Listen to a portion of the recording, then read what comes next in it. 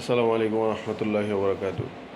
যারা মৃতের শোকে শোকাহত হয়, বেশি বেশি শোক প্রকাশ করে, যেমন এটা অনেক ক্ষেত্রেই দেখা গেছে যে আমরা যখন ছোট ছোট থাকি বা আমাদের আত্মীয় স্বজনরা যখন মারা যায়, বিশেষ করে মহিলারা এই জিনিসটা করে বেশি, যে শোকে মর্মাহত হয়ে যায়, হাত পাও ছিঁড়ে ফেলে, পাগলের মতো প্রলাপ করে, বেশি কান্নাকাটি করে।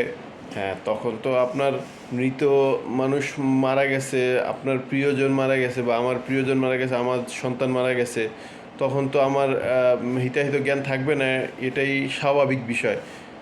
কিন্তু তখন মানে এমন কোনো কাজ করা যাবে না যে যার দরুন সে পাগল বলে গণ্য হয়। কারণ হযরত সাল্লাল্লাহু আলাইহি ওয়াসাল্লামের এক হাদিসে আছে, যারা মৃতের শোকে শোক বেশি শোক প্রকাশ করে, যেমন কাপড় চোপড় ছিঁড়ে ফেলে বা বিভিন্ন ধরনের মাতম করে, নিজেকে আঘাত করে, এই ধরনের আঘাত করার দরুন এটা কিন্তু আমাদের বুঝে নিতে হবে যে এটা আল্লাহ তাআলার তরফ থেকে হয়েছে। কারণ কি, আল্লাহ তাআলার কোরআনের ভিতরেই আছে যে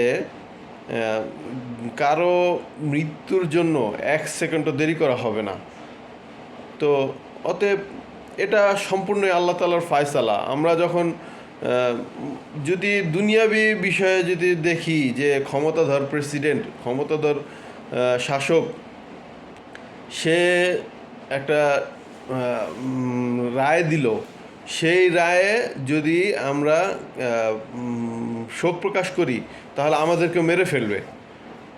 তখন যদি আমরা ঠান্ডা হয়ে যেতে পারি, তাহলে কেন আমরা আল্লাহ তাআলার এই দেওয়া হুজুর সাল্লাল্লাহু আলাইহি ওয়াসাল্লামের এই হাদিস থেকে আমরা কেন শিক্ষা নিয়ে আমরা নিজেকে সংযত করব না?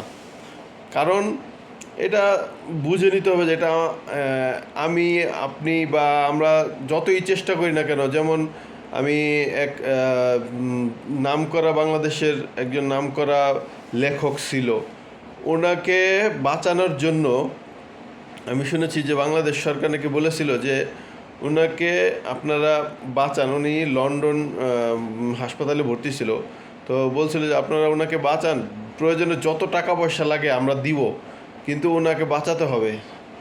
তো দেখা গেছে তারপরে সেই লোককে তারা বাঁচাতে পারেনি। তো এগুলো তো সম্পূর্ণই আল্লাহ তাআলার হাতে। কারণ মানুষ যত ক্ষমতা দিয়েই চেষ্টা করুক না কেন, সব জায়গায় ক্ষমতা চলে না।